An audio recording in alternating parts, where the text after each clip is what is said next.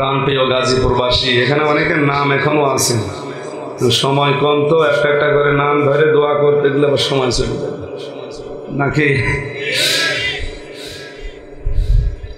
শিক্ষক ক্লাসে যে জিজ্ঞাসা করছে ছাত্রকে, গড বানান কর, বলছে sir ABCD FGH IJK LM NOP QRST UVWXYZ একই করবে, এর ভেতরে আছে আপনি বানান করিয়ে নিন GOOD গুড, এই অক্ষরের মধ্যে নেই। আমি সব বলে দিলাম ওয়ান থেকে 2 পর্যন্ত, আপনি বানান করিয়ে নিন। আমরা এতগুলো মানুষের নামে আলাদা আলাদা দোয়া করতে গেলে সময় চলে যাবে, একবারে দোয়া করে দিচ্ছি, আপনারা বলবেন শুধু আমিন, বলেন জোরে বলেন আমিন। শুকরিয়া জানাচ্ছি দিনের বেলা হাজারো কাজ বাদ দিয়ে কোরআনে কারীম শোনার জন্য যে মালিক আমাদেরকে পছন্দ করে নিয়ে আসলেন। অজাহিদু ফিল্লাহি হাক্কা জিহাদি হুয়া জিতাবাকুম ওয়া মা জাআলা আলাইকুম ফিদ-দীনি মিন হারাজ। আল্লাহ তাআলা কোরআনে ঘোষণা দিয়েছেন, আমি আল্লাহর জন্য জিহাদ করো যেভাবে করা দরকার। জিহাদ মানে মারামারি নয়, আল্লাহর পথে টিকে থাকা। এই যে কঠিন অবস্থা চলছে এখন, এই মুহূর্তে আল্লাহর পথে টিকে থাকাটাও জিহাদ। নবীজি জানিয়েছেন হাতে আগুন রাখার চাইতেও কঠিন অবস্থা আসবে ঈমান নিয়ে টিকে থাকা। সে অবস্থা আসতে এখনো 200 বছর বাকি, চলে এসেছে। মানুষ এখন গুনাহ করার জন্য প্রতিযোগিতা করছে, কে কত জোরে আগে জাহান্নামে যাবে চেষ্টা চালাচ্ছে। সুতরাং এই মুহূর্তে নিজের সন্তান, নিজের স্ত্রী, আশপাশের লোক নিয়ে ঈমানের উপরে টিকে থাকা কত কঠিন যে আছে সেটা পাচ্ছে। এই কঠিন পরিস্থিতিতে মহান রব্বুল ইজ্জাত ওয়াল জালাল নিয়ে আসলেন কোরআনের এই অনুষ্ঠানে। এখানে আসা বসা, শ্বাস প্রশ্বাসে নিঃশ্বাসে নাকি হচ্ছে, কারণ এখানে যে কথা হবে সব আল্লাহর কথা। আমান আস্তাকু মিনাল্লাহি কিলা, আল্লাহর চাইতে সত্য কথা আর কেউ বলতে পারে না। কথার দিকে খেয়াল করে চিন্তা ভাবনা করে ওখান থেকে কিছু নেওয়ার জন্য শুনবেন। অনেক আলেম বসে আছে এখানে। আল্লাহর পথে জিহাদ করো, চেষ্টা চালাও যেভাবে চেষ্টা করা দরকার। তিনি তোমাদেরকে নির্বাচিত করেছে। এই যে নির্বাচিত করা, নির্বাচন, এই শব্দটা কোরআনে আছে। হুয়া জিতাবাকুম, তিনি তোমাদেরকে নির্বাচিত করেন। নির্বাচন না হলে নির্বাচিত করা যায়? এখন যদিও নির্বাচন লাগে না, ওসব দরকার নেই, কিন্তু নির্বাচিত করেন আল্লাহ নিজে। আপনার অত বোঝার দরকার নেই ভাই। ইন্নাল্লাহা লা ইউহিব্বু কুল্লা মুখতালিন ফাখুর, এই যে শব্দটা কোরআনে আছে, অবশ্যই আল্লাহ মুখতালিন এবং ফাখুর এই দুইটা দলকে তিনি পছন্দ করেন না। মুখতাল বলা হয় যে মানুষগুলো অহংকার করে, কিন্তু ভেতরে ভেতরে মনে মনে অহংকার করে কি হনরে, অথচ লোকে তারে দাম দেয় না। এরকম মানুষ পৃথিবীতে এখন নেই, দিন দিন বাড়ছে। আর ফাখর বলা হয় যে অহংকার করে শুধু মনে মনে না, আরো প্রকাশ করে। এই দুইটা দলকে আল্লাহ দুনিয়াতে পছন্দ করেন না, ভালোবাসেন না। আল্লাহ নির্বাচিত করেছেন। আজকে কোরআনের এই ময়দানে এলাকায় লক্ষ লক্ষ মানুষ বাস করে, সবার থেকে মাত্র এই কয়েক হাজার মানুষকে আল্লাহ নিয়ে আসলেন। কোরআনের কোনো কথা যদি কেউ বোঝার চেষ্টা করে, নবীজি বলেন 500 রাকাত নফল নামাজের সওয়াব হবে। আপনি এখন দাঁড়িয়ে 500 রাকাত নামাজ পড়তে পারবেন? 10 রাকাত পড়তেও অনেকে রাজি হয় না, তারাবি 20 রাকাত তাই কমিয়ে কমিয়ে 8-এ নিয়ে এসেছে। সেখানে 500 রাকাত নফল নামাজের সওয়াব শুধু কোরআনের কোন শব্দ বোঝার চেষ্টায় থাকলে। যদি নাও বোঝেন তাও অসুবিধা নেই, বোঝার চেষ্টা করেন। আজকের তেলাওয়াত কি আয়াতে যা আছে আমি ডেলিভারি দেওয়ার চেষ্টা করছি। আল্লাহ যেন আমাদের রিসিভ করার তৌফিক দেন, বলেন আমিন। আল্লাহ বলেন আমি তোমাদের নির্বাচিত করি, আমা জাআলা আলাইকুম ফিদ-দীনি মিন হারাজ, আর দিনের উপরে চলতে গিয়ে যে বাধাগুলো আসে, ওই বাধা আমি আল্লাহ নিজের থেকে দূর করে দেই। শব্দটা খেয়াল করেছেন? কেউ যদি দিনের উপরে টিকে থাকতে চায়, যারা আল্লাহর নির্বাচিত, এই মানুষগুলোকে যদি বিপদ আপদ, ষড়যন্ত্র, মুসিবত আসতে থাকে, আল্লাহ নিজে ওই মুসিবত দূর করে দেন। সরাসরি ফাইল কর্তা আল্লাহ নিজে। এই জন্য যে মানুষগুলোকে আল্লাহ সত্যি নির্বাচিত করে ফেলেছে, ওদের জীবনে কোনো আফসোস নেই। আপনি হয়তো ওই বাস্তবতায় পৌঁছাননি, এই জন্য দেখতে পান না। আমি নিজে দেখে এসেছি যারা আল্লাহর জন্য বলতে পেরেছে যে আল্লাহ আমার রব এবং আমি টিকে আছি, তাতানাজ্জালু আলাইহিমুল মালায়েকা, তাদের বিপদে আপদে মুসিবতের সময় আল্লাহ যে ফেরেশতা নাজিল করে, এটা বাস্তব।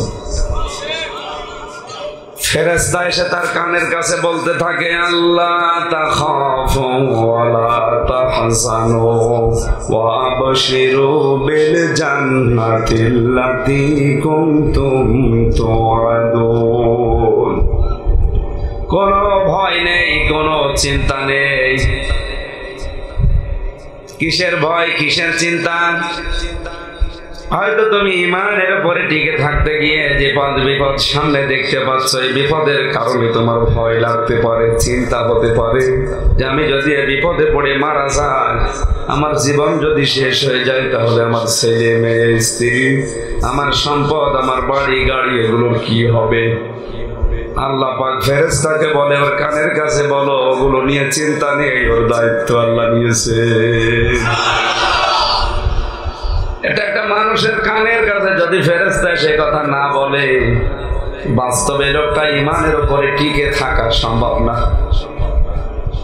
আমার আপনার উপর বিপদই নেই, তাই ঘুম আসে না।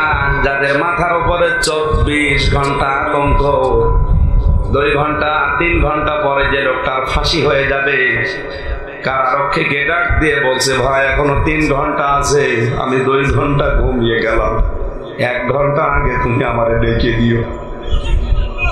আপনি কথাটাকে এত সহজ মনে করছেন? শুধু ফাঁসির আদেশ হয়েছে, এখনো 20 বছর পরে ফাঁসি হবে, তাই ঘুম আসতে চায় না। 3টা বছর আমি জেলখানার অন্ধপ্রকোষ্ঠে, এই কন্ডেম সেলের ভেতরে এক ঘরে আমি 3 বছর ছিলাম। বাস্তবে দেখেছি সবচাইতে বেশি জেলখানায় ঝামেলা ঘুম আসতে চাই না, অথচ কোনো কাজ নেই, কাম নেই। এটা একটু সরিয়ে দিন, কখন গলা হয়ে যাচ্ছে, একটু সরিয়ে দিন, 2 আঙ্গুল সরিয়ে দিন, ঠিক আছে।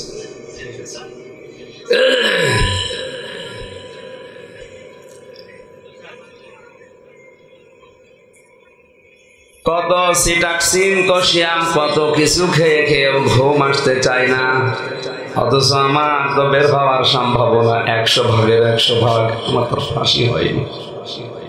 যে লোকটার মাত্র 3 ঘন্টা আছে, সে কারারক্ষীরে বলছে 2 ঘন্টা ঘুমালাম, আমার ডেকে দিও। এই লোকটার ঘুম আসে কি করে? কারারক্ষী আমার বলছে, হুজুর দেখলাম ঠিক ঘুমিয়ে গেল, 2 ঘন্টা পরে ওখানে ডাকলাম, ওঠার পরে গোসল করে ওযু করে আমারে বলছে চলেন। আমি ওই দিন থেকে ভেবেছি যে না, এর কানের কাছে যদি কোনো শব্দ না আসে, এর ঘুম আসা সম্ভব না। আমি একটা তখন মিলিয়েছি, যারা আল্লাহকে রব বলার পরে সত্যি টিকে থাকতে পারে, তাদের জন্য যে আল্লাহ ফেরেশতা নাজিল করে, তার বাস্তব প্রমাণ। ফেরেশতা এসে তাদেরকে বলতে থাকে, ভয় পাবেন না, চিন্তা করবেন না। আপনার ছেলে নিয়ে চিন্তা হয়, কোনো চিন্তা নেই, ওটা আল্লাহ দেখবে। আপনার স্ত্রী, সন্তান, সম্পদ, পজিশন নিয়ে আপনার চিন্তা হয়, ওগুলো আল্লাহ নিজের দায়িত্বে নিয়েছে, আপনি জান্নাতে যান। ওয়া আবশিরু বিল জান্নাতিল্লাতী কুনতুম তুআদুন। ওই জান্নাতের সুসংবাদ তার কানের কাছে দেয়, ওই যে দেখেন যার ওয়াদা আল্লাহ করেছিলেন।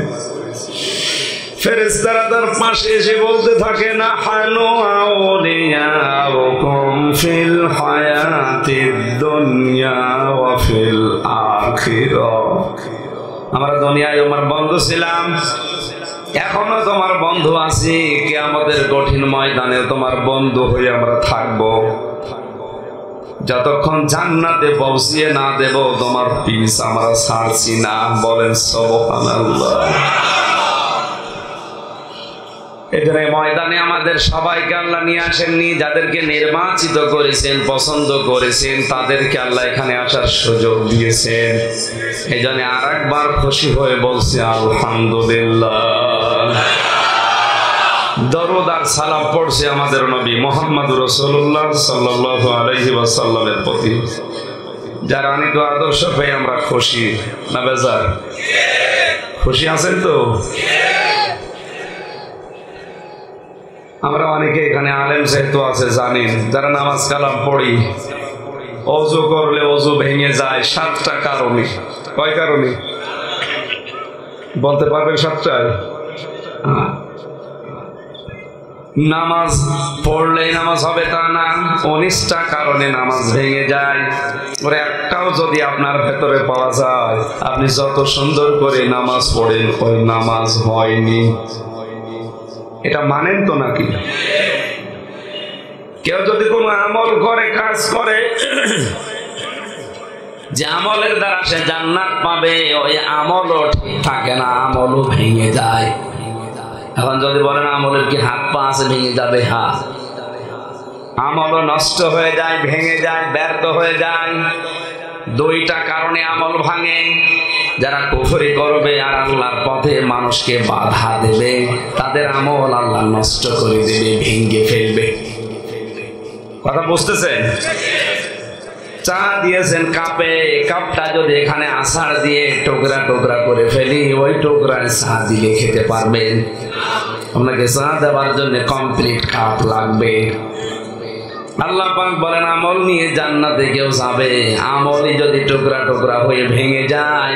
অকদিমনা ইলা মা আমিলু মিন আমালিন ফাজআলনাহু হাবাআম মানসুরা। কিয়ামতের ময়দানে তার আমলটা আমি আল্লাহ নিজে ওর মুখের উপরে ধুলি কণার মতো নিক্ষেপ করব। বলেন নাউজুবিল্লাহ। তাহলে আমলও ভেঙে যায়, নামাজ ভেঙে যায়, ওযু ভেঙে যায়।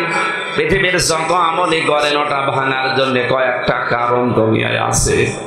আমি যেটা নিয়ে জান্নাতে যাব তার নাম ঈমান। জবাব দেওয়া লাগবে। তার নাম ঈমান যদি না থাকে আপনাকে আল্লাহ জান্নাত দেবে না। এই জন্য 750 কোটির ভেতরে মাত্র 175 কোটি আমরা মুসলিম, যারা ঈমান আছে বলে দাবি করি।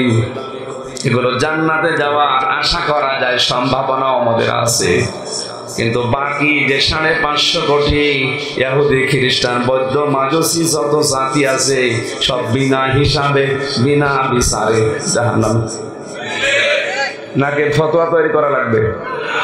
এখানে আর ফতোয়া লাগবে? ওগুলো হিসাব ছাড়া। মুসলমান যারা দাবি করছেন ঈমান আছে, এই কারণে ঈমানও ভেঙে যায় 10 কারণে। 10টা কারণ যদি কারো ভেতরে পাওয়া যায়, সে কোনো একটা পাওয়া গেলে ওর ঈমান ভেঙে যাবে, নষ্ট হয়ে যাবে। ও ঈমান নিয়ে আল্লাহর জান্নাত পর্যন্ত যাওয়া যাবে না। ঈমান যে ভেঙে যায় 10টা কারণে, আমি সবগুলো বলার সময় পাচ্ছি না, একটা বলছি মিলান। 4 নাম্বার কারণ হচ্ছে এই পৃথিবীতে যে লোকটা বিশ্ব নবীকে বাদ দিয়ে অন্য কারো আদর্শ ভালো মনে করে গ্রহণ করবে, তার ঈমান ভেঙে যাবে। এ কথার লোড কত আপনি টের পাচ্ছেন? না, আপনি টের পাননি। আপনি মনে করছেন আমি নামাজ পড়ি, রোজা রাখি, আমার বউ পর্দায় থাকে, আমার ব্যবসা হালাল, আমি জান্নাত পাবো না। মানে হ্যাঁ, আপনার চাইতে বেশি নামাজ পড়েছে আব্দুল্লাহ বিন উবাই। আরে আপনি নামাজ পড়েন হামজার পেছনে, আরো নামাজ পড়তো রাসূলুল্লাহর পেছনে। আপনি রোজা রাখেন এই বাংলাদেশে বসে, ও রোজা রাখতো মক্কা শরীফে, কাবা শরীফে, ও ইফতারি করেছে নবীজির সাথে। ওর দাড়ি, টুপি, পাগড়ি, জুব্বা, আমি ওর পুরা জীবন পড়ে কোনো ভুল আমার চোখে পাইনি। তবে একটা ভুল পেয়েছি, রাজনৈতিক জীবনে তলে তলে বিশ্ব নবীকে বাদ দিয়ে আবু জেহেলকে মেনে চলত। আপনার বিবেক কি বলে বলেন তো? এ লোকটার পুরা জীবনে কোনো ভুল পাওয়া যাচ্ছে না, শুধু একটা ভুল করেছিল। রাজনৈতিক জীবনে তলে তলে বিশ্ব নবীকে আদর্শ মানত না, ওর আদর্শ ছিল আবু জেহেল। একটা কারণে ওর সব আমল আল্লাহ শুধু নষ্ট ব্যর্থ করে দেয়নি, ওকে আল্লাহ মুনাফিকের সর্দার নবীজিকে মাধ্যমে আখ্যা দিয়েছে। আর আমরা কোরআন পড়ে জানি, হাদিস পড়ে জানি যে মুনাফিক শুধু জাহান্নামে যাবে না, ওরা মুনাফিককে আল্লাহ জাহান্নামের একেবারে মিশিয়ে দেবে। আমাদের এখান থেকে শিক্ষা নেওয়া দরকার। আমরা অনেকেই মনে করছি আমার আল্লাহ জাহান্নামে দেবে, কই আমার তো সেরকম কিছু পাওয়া যায় না। তো ঈমান যে আপনার আছে না গেছে আপনি তো টেরই পাচ্ছেন না। ওই 10টা কারণের 4 নাম্বার কারণ এইটা, যার কাছে নবী মুহাম্মদুর রাসূলুল্লাহর চাইতে অন্য কারো আদর্শ ভালো লাগবে সে নিশ্চিত জাহান্নামে। এখন যদি বলেন কোরআনের আয়াত বলেন, হাদিস বলেন, নাকি নেই? এগুলো নেই। উসওয়াতুন হাসানা হিসাবে এই পৃথিবীতে একজন মানুষকে আল্লাহ ঘোষণা দিয়েছেন, যার নাম মুহাম্মদ সাল্লাল্লাহু আলাইহি ওয়াসাল্লাম। নবীজি বলেন, এই দুনিয়াতে যদি মুসা নবীও কোনদিন আসে, হযরতে ঈসাও যদি আসে, আর আমার আদর্শ বাদ দিয়ে কোন মানুষ যদি হযরতে মুসা এবং ঈসাকে গ্রহণ করে, আমি বিশ্ব নবী ঘোষণা দিলাম লোকটা জাহান্নামী। আর কারো ফতোয়া লাগবে বলেন তো? এবার আপনি নিজের সাথে মিলিয়ে দেখেন আপনার অবস্থা কোন জায়গায়। আপনার ঈমান আছে না ভেঙে গেছে? এত বড় পাওয়ারফুল নবী, যে নবী আল্লাহর সাথে কথা বলার কারণে নামই হয়ে গেছে কালিমুল্লাহ। হযরতে ঈসা এত বড় পাওয়ারফুল নবী, রূহুল্লাহ বলা হয় যাকে। নবীজিকে বাদ দিয়ে তাদের মেনে নিলে যদি জাহান্নামে যাওয়া লাগে, আজ বিশ্ব নবী বাদ দিয়ে আপনি কার আদর্শ মেনে দুনিয়ায় চলছেন? আপনার বিবেকের কাছে প্রশ্ন করে দেখেন। আপনি আবার এই ঈমান নিয়ে জান্নাত পাওয়ার আশা করেন, আপনার ঈমানই তো নেই, ঈমান ভেঙে গেছে। আল্লাহ সহজ কথাটা সহজ ভাবে বোঝার তৌফিক যেন দেন। অনেকে বুঝবে না, বোঝার চেষ্টাও করে না, শুধু উল্টা দিকে নিয়ে যায়।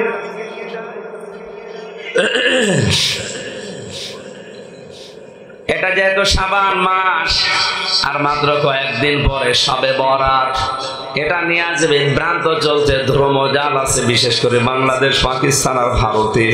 পৃথিবীর অন্য কোনো দেশে আমি এটা পাইনি। এটা আমরা আজকে নিরসন করব কোরআন এবং হাদিসের পাতা থেকে। তেলাওয়াত করেছি সূরা দুখান 1 থেকে 5 নাম্বার আয়াত। তাফসীরুল কোরআন মাহফিল আপনি লিখে দিয়েছেন, আমরা তাফসীর আকারে কথা বলবো ইনশাআল্লাহ। আল্লাহ রাব্বুল আলামিন বলেন, দুখান, দুখান শব্দের শাব্দিক অর্থ ধোঁয়া। দুখান মানে কি? ধোঁয়া চেনেন না? এই যে ধোঁয়া, দোকান থেকে তাদখিন, যেটার বাংলা আমরা বলি বিড়ি, ধূমপান। ধূম মানে ধোয়া, আর পান মানে খাওয়া। কি খাওয়া? ধোয়া খাওয়া। এটা যারা খেয়ে অনেকে ফতোয়া বের করেন যে এটা তেমন কিছু নাই, মাকরুহ, খান আপনি। কোরআনের আয়াত বলেন, হাদিস বলেন, যদি হারাম বলতে হয়